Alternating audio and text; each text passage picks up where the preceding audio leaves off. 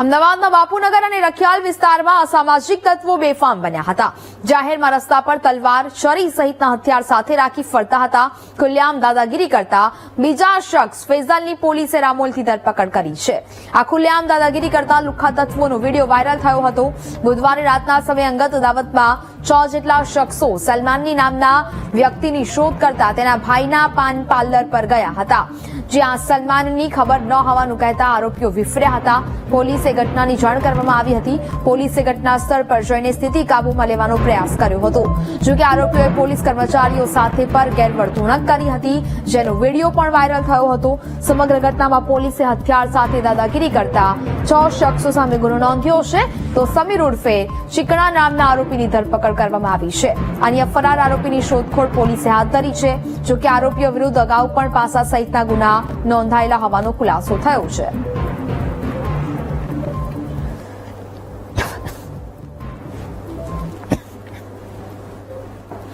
તો જે પ્રકારે રખિયાલના વાયરલ વિડીયો અંગે હવે પોલીસ દ્વારા કાર્યવાહી કરવામાં આવી રહી છે। અત્યાર સુધીમાં 2 આરોપીની ધરપકડ થઈ છે અને 6 લોકો સામે ગુનો નોંધવામાં આવ્યો છે। અન્ય આરોપીઓની શોધખોળ પણ શરૂ કરવામાં આવી રહી છે। જે પ્રકારે અસામાજિક તત્વોનો આતંક વધી રહ્યો છે, પરંતુ હવે પોલીસ પણ આવા આરોપીઓને પકડીને તેમનું સરઘસ કાઢી રહી છે। પરંતુ આ સવાલ એ થાય છે કે જે પ્રકારે આ સમગ્ર વિડીયો વાયરલ થઈ રહ્યો છે, જેમાં પોલીસ સામે પણ દાદાગીરી કરતા આ લુખ્ખા તત્વોનું સરઘસ ક્યારે અને કેવી રીતે નીકળશે તે પણ એક તપાસનો વિષય છે।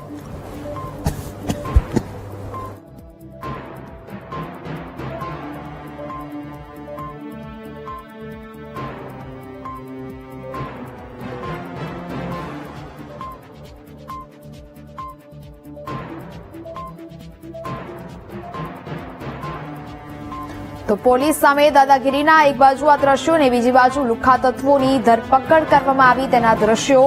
જે પ્રકારે બેફામ આ લુખ્ખા તત્વો ગુંડાગીરી કરી રહ્યા છે અને લોકોને હેરાનગતિ કરી રહ્યા છે, બીજી બાજુ આવા જ લોકોને પકડીને પોલીસ હવે તેમને કાયદાનું ભાન કરાવી રહી છે, તેમના સરઘસ કાઢવામાં આવી રહ્યા છે। પરંતુ હજી પણ કડક કાર્યવાહીની જરૂર હોય, આવશ્યકતા હોય તેવું લાગી રહ્યું છે, કારણ કે એક બાદ એક ઘટનાઓ અમદાવાદના અલગ અલગ વિસ્તારોમાંથી સામે આવી રહી છે કે જ્યાં આવા આવારા તત્વો, લુખ્ખા તત્વો બેફામ બની રહ્યા છે। જે પ્રકારે હાલ તો આ સમીરની ધરપકડ કરવામાં આવી રહી છે, અન્ય લોકોની પણ ધરપકડ કરવા માટે પોલીસ દ્વારા તજવીજ છે તે હાથ ધરવામાં આવી છે।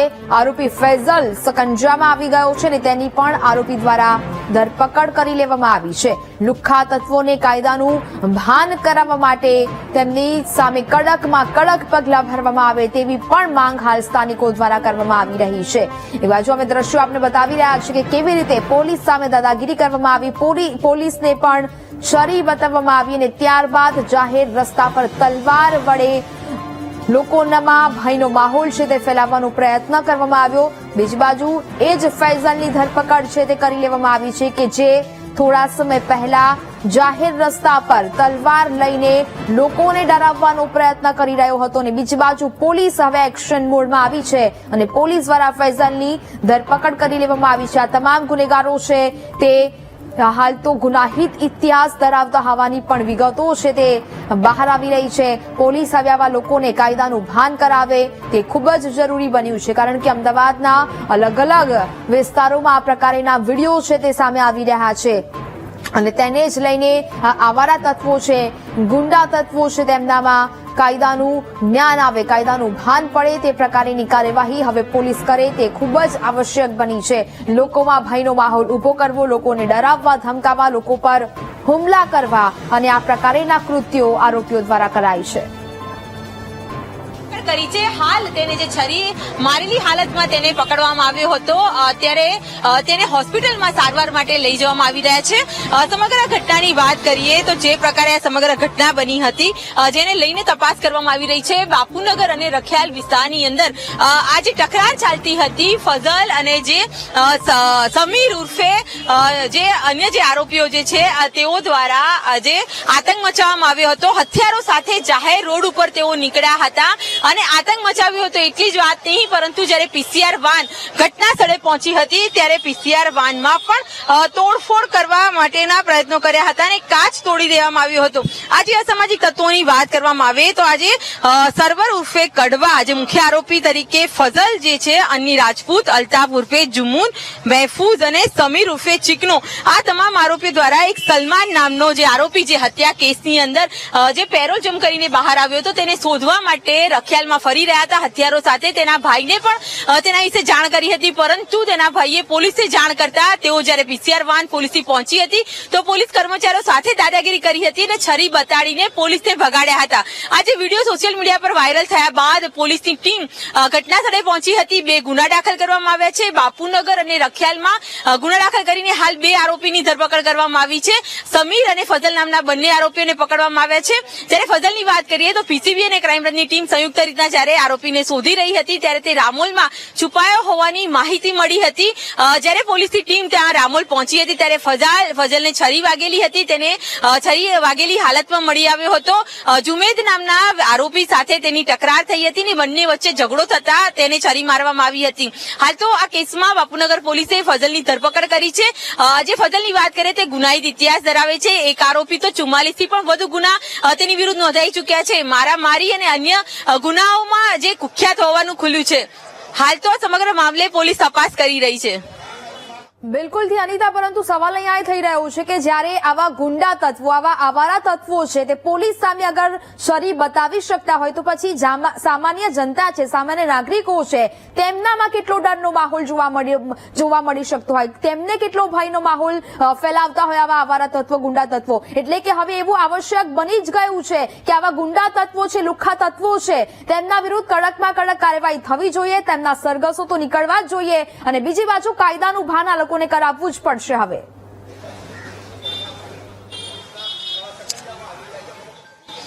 જી ચોક્કસ, જે પ્રકારે આ ઘટના સામે આવી છે કે ગુનેગારો મેં પોલીસ કે કાયદાનો ડર નથી, ત્યાં વિડીયો પરથી સ્પષ્ટ દેખાઈ રહ્યું છે.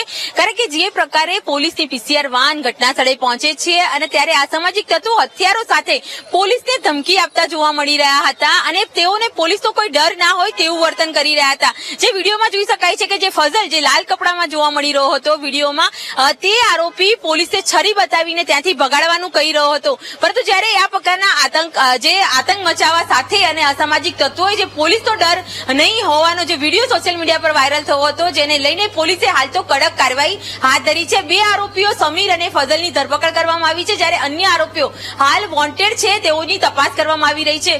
ખૂબ જ ગંભીર આ બાબત છે કે પોલીસ સાથે જ્યારે આ પ્રકારે તકરાર કરીને ગુનેગારોને જ્યારે પોલીસનો ડર ના હોય, કાયદાનો ડર ના હોય, તે ખૂબ જ ગંભીર બાબત છે, જેને લઈને પોલીસ ઉચ્ચ અધિકારીઓએ આ તમામ આરોપીઓને પકડવા માટે જુદી જુદી ટીમો બનાવી છે અને સાથે તેઓને કાયદાનું ભાન થાય તેને લઈને સરઘસ કાઢવાની પણ કાર્યવાહી હાથ ધરવામાં આવી છે. જી બિલકુલ અનિતા, વિગતો સાથે જોડાયા તે બદલ આપનો આભાર.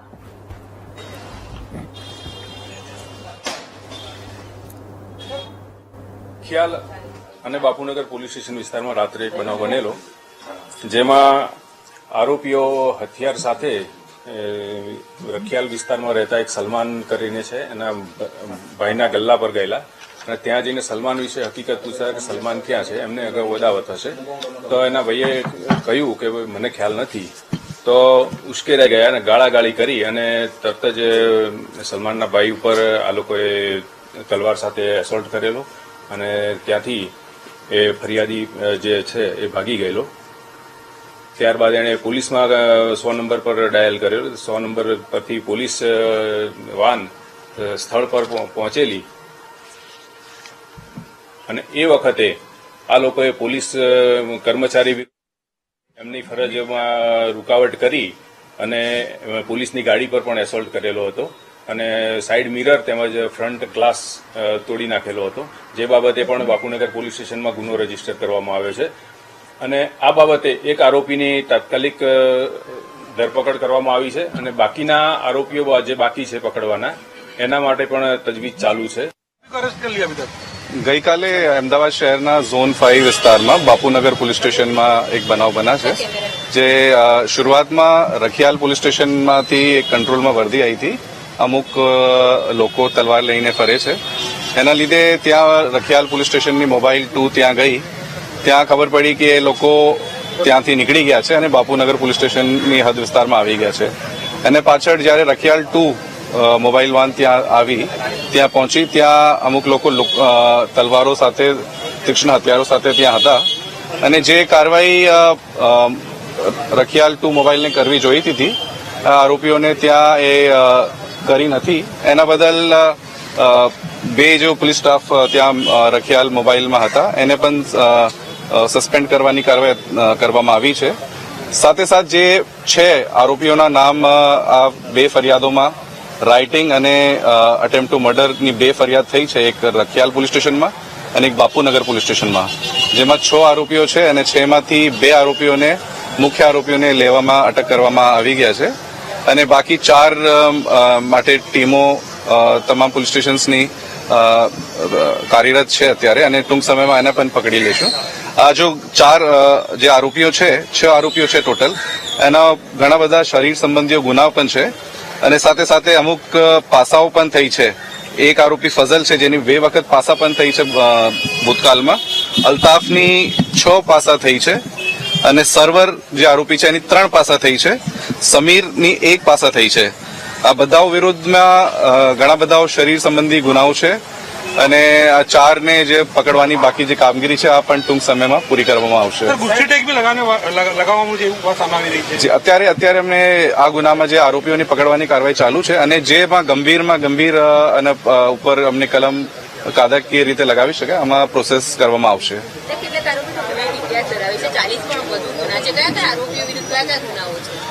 જે 6 આરોપીઓ છે, પહેલા જે છે ફઝલ, આના ઉપર 16 ગુનાઓ છે અને આની 2 વખત પાસા થઈ છે. બીજા નંબરમાં અલ્તાફ છે, એના ઉપર 43 ગુનાઓ છે, એના 6 વાર પાસા થઈ છે. સર્વર ઉપર 21 ગુનાઓ છે અને 3 વખત પાસા થઈ છે. સમીર ઉપર 3 ગુનાઓ છે અને 1 વખત પાસા પણ થઈ છે. અન્ની રાજપૂત ઉપર 3 ગુનાઓ છે અને 1 વખત પાસા થઈ છે અને મહેફૂઝ છે એને ઉપર 3 ગુનાઓ છે અને 1 વખત પાસા પણ થઈ છે. સાહેબ, આખી બંને ગેંગ છે તે કોઈ નશાના પદાર્થ અથવા તો એમડી ડ્રગ્સ સાથે જોડાયેલી હોય તેવું કંઈ ખરું? કારણ કે લોકોનો આક્ષેપ છે કે આ જે બંનેનો જે માથાકૂટ છે તે એમડી ડ્રગ્સ અથવા તો તેના નેટવર્ક નેક્સસને લઈને છે. અત્યારે આ બધા લોકોના કોઈ એનડીપીએસ લગતા કોઈ ગુનાહિત ઇતિહાસ રેકોર્ડ ઉપર નથી. તમામ સિરિયસ શરીર સંબંધી ગુનાઓમાં સંડોવાયેલા છે ભૂતકાળમાં અને આની તપાસ મેડિકલી તપાસ સાથે પણ એફએસએલ તપાસ સાથે પણ આ એંગલ પણ તપાસવામાં આવશે.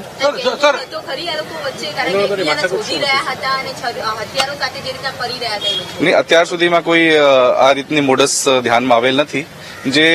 જો પહેલી ફરિયાદ જે રખિયાલ પોલીસ સ્ટેશનમાં થઈ છે એમાં જે અંદર જૂની અદાવતને લઈને, કેમ કે ફરિયાદીના જે ભાઈ છે આ અગાઉ એક મર્ડરમાં ના આરોપી છે અને એના લીધે આ બંને વચ્ચે અગાઉથી અદાવત ચાલતી હતી, જેના લીધે ગઈકાલે આ 6 આરોપીઓ તલવાર સાથે એના પાસે ગયા હતા. ત્યાં જે બનાવ દાખલ કર્યા છે એના ઉપર પણ એક રાઇટિંગ અને અટેમ્પ્ટ ટુ મર્ડર દાખલ કર્યું છે. એના લીધે પોલીસ પણ આને ત્યારથી એને ટ્રેક કરે છે. ઓફિસની સામે અને એ જ વિસ્તારમાં આ પ્રકારની ઘટના બનતી હોય, પોલીસ માટે કેટલો મોટો પડકાર તમે જોઈ રહ્યા છો? કારણ કે પોલીસની હદની અંદર જ પોલીસ જ અસુરક્ષિત હોય તે પ્રકારની સ્થિતિ છે. જ્યારે પોલીસને વર્દી મળી ત્યારે રખિયાલ પોલીસ સ્ટેશનથી આપણે પીછા કરીને અહીંયા બાપુનગર પોલીસ સ્ટેશનની હદમાં પણ એક રખિયાલ 2 વાન આવી હતી અને વિડીયો પ્રમાણે પણ જે આપણે કાયદાકીય ખાતાકીય કાર્યવાહી કરવામાં આવવાની હતી, આપને વિડીયોમાં જોતા જે પ્રકારની એક પોલીસની ફરજ તરીકે કરવાની હતી આ થઈ નહીં, એના બદલ ખાતાકીય આપણે એક્શન લીધા છે. પોલીસની બેદરકારી શું સામે આવે છે? અમે જે 2 પોલીસ સ્ટાફ છે રખિયાલ 2 મોબાઈલ વાનમાં, જે આરોપીઓને પકડવા, આરોપીઓને કંટ્રોલ કરવાના હતું, આ રીતે આની કામગીરી દર્શાવવામાં દેખાતી નથી. સર, ખાસ કરીને જે વાગ્યું છે આને આરોપીને, તો એને કોની સાથે મગજમારી થઈ છે? કેમ વાગ્યું છે એને? અત્યારે જયારે એને પકડ્યું છે ત્યારે આ સ્કૂટી લઈને ભાગતા હતા, પોલીસ ચેઝ કરીને પકડા અને પડી ગયા હતા, જેના લીધે એને થોડી ગંભીર ઇજાઓ થઈ છે, જેને સારવાર માટે અત્યારે હોસ્પિટલમાં લઈ ગયા છે. આ સિવાય કેટલા લોકોને ઈજા થઈ છે જે સ્થાનિકો હતા તેમને? અત્યારે કોઈને ગંભીર ઇજાઓ નહીં થઈ, બટ આ લોકોએ કેમ કે તીક્ષ્ણ હથિયાર, જીવલેણ હથિયાર સાથે ફરતા હતા અને ધમકીઓ આપતા હતા, એના લીધે જે પણ કાયદાકીય અમને કલમ પોલીસને ગુના રજીસ્ટર કરવાના હતા આ કરવામાં આવી છે. સાહેબ, આ ગેંગના કેટલાક આરોપીઓની રેલવે પોલીસે જ્યારે ધરપકડ કરી ત્યારે ઘણા પોલીસ કર્મચારીઓ સાથેના તેમના કોન્ટેક્ટો, તેમના ચેટ વગેરે હિસ્ટ્રી મળી આવી હતી. જો પોલીસનો જ આરોપી સાથે ઘરોબો રહેશે અને આવા ઘણા બનાવો જો આરોપી પોલીસ ઉપર જ આચરશે તેને રોકવા માટે પોલીસ વિભાગમાં રહેલી બધી નાબૂદ કરવા માટે કોઈ એક્શન લેવાશે આવા કર્મચારીઓ? અત્યારે જે આપની લોકલ પોલીસ સ્ટેશન્સમાં જે ક્રાઇમ રેકોર્ડ છે અમારી પાસે છે. બીજા કોઈ યુનિટ પાસે હશે તો એને પણ આપણે હિસ્ટ્રી મંગાવવામાં આવશે.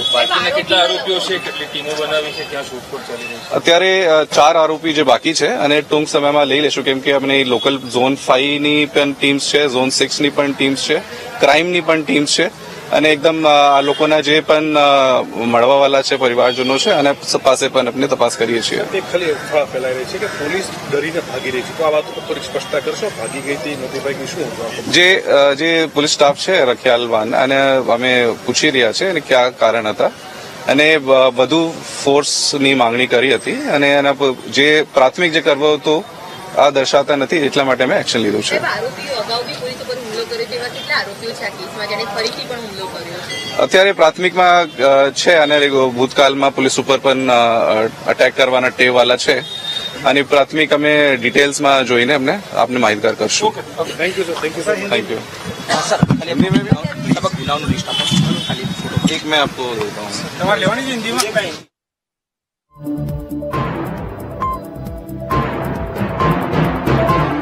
અમદાવાદના રખિયાલથી બાપુનગર રોડ પર લુખ્ખા તત્વોએ ભય ફેલાવ્યો હતો અને જેને લઈને વિસ્તારમાં અશાંતિ ફેલાઈ હતી. આજકાલ રાજ્યમાં લુખ્ખા તત્વોનો ત્રાસ વધ્યો છે ત્યારે અમદાવાદમાં બનેલી ઘટનાને લઈને વીટીવી ન્યૂઝ લોકોની વચ્ચે પહોંચ્યું હતું અને લોકોના અભિપ્રાય જાણ્યા હતા. લોકોમાં પોલીસે સતર્ક રહેવું જોઈએ તેવી અપીલ કરી હતી અને ચિંતા વ્યક્ત કરી હતી કે લોકોની સુરક્ષાને લઈને પોલીસ વધુ સતર્ક થાય.